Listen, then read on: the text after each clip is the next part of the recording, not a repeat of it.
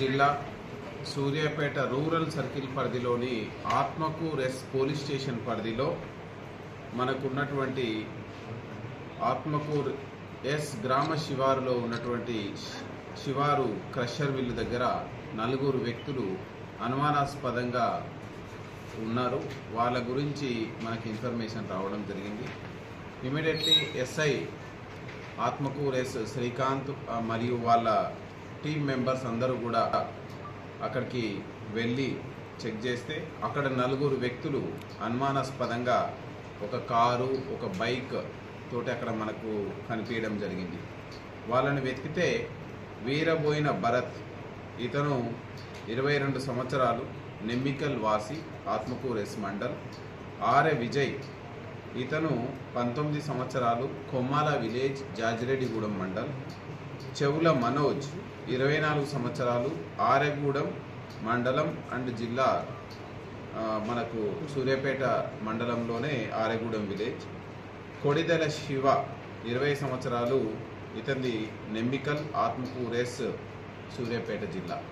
వీళ్ళందరూ ఒక గ్రూప్గా ఏర్పడి ఈజీగా డబ్బులు సంపాదించాలి, విలాసవంతమైనటువంటి డబ్బులు సంపాదించి విలాసవంతమైన జీవితాన్ని గడపాలి అనేది ఒకటి. రెండవది మత్తుకు డ్రగ్స్కు వీళ్ళు కూడా అలవాటు పడి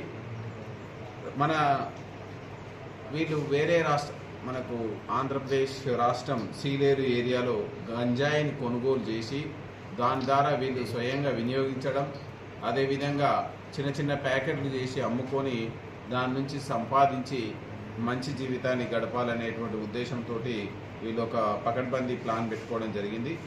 ఈ ఉద్దేశంతో భరత్, విజయ్, మనోజ్ ముగ్గురు కలిసి ఈ కొడిదెల శివ యొక్క బైక్ పైన మనకు ఆంధ్రప్రదేశ్ రాష్ట్రంలో ఉన్నటువంటి సీలేరు ఏరియాలో అక్కడ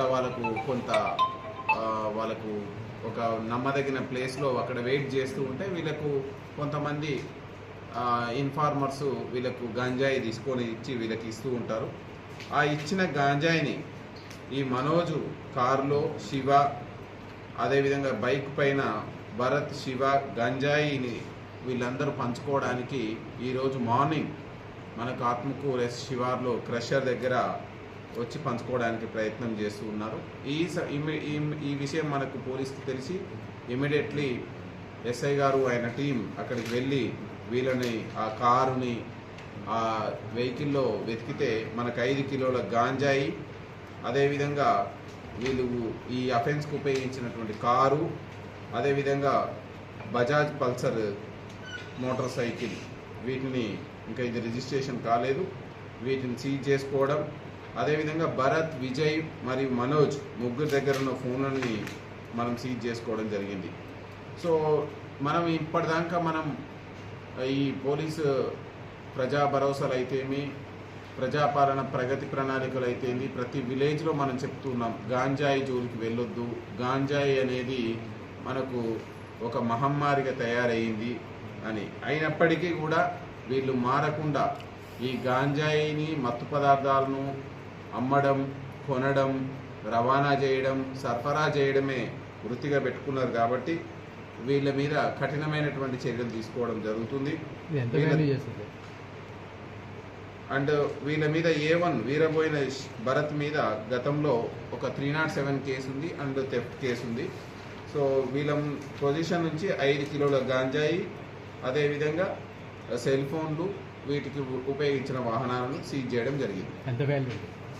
సో ఇది మనకు మార్కెట్లో 5 కిలోలు తీసుకుంటే మనకు 60,000 చొప్పున 3 లక్షల విలువ ఈ యొక్క గాంజాయికి ఉంటుంది.